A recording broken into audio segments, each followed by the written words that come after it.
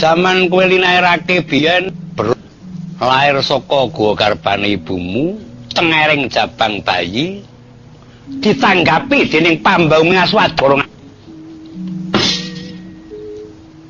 Nalika lairmu berol saka guwa garpane ibumu, tengering jabang bayi tinanggapan pambaunge Srenggala sak negara Ngastina.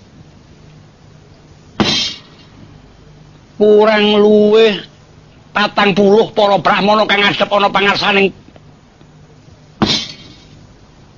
Yayi Prabu Pandhudiwanata lan kurang luwih para brahmana kang padha ngadhep ana pangarepanku kanthi angrepa nalangsa miwah ngersula njaluk supaya kowe disetrekake.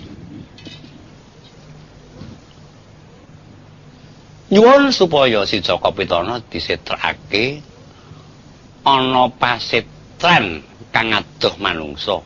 Der ana ing jangka kang wis dinangka dening para brahmana padha lancang pangucape, padha tumantha kwature, padha mengo lambene.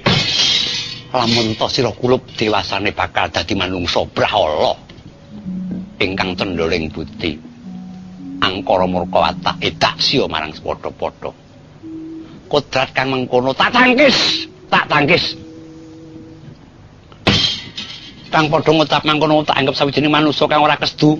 Kang ngucap mangkono tak anggap sawijining manungsa kang ora rujuk apa dene manungsa kang gething kebul sengit marang kowe lan kowe anakku.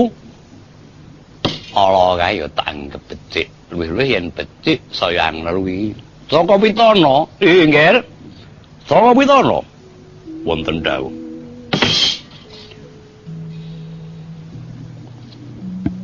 Talinganipun Rama nganti keberbegen.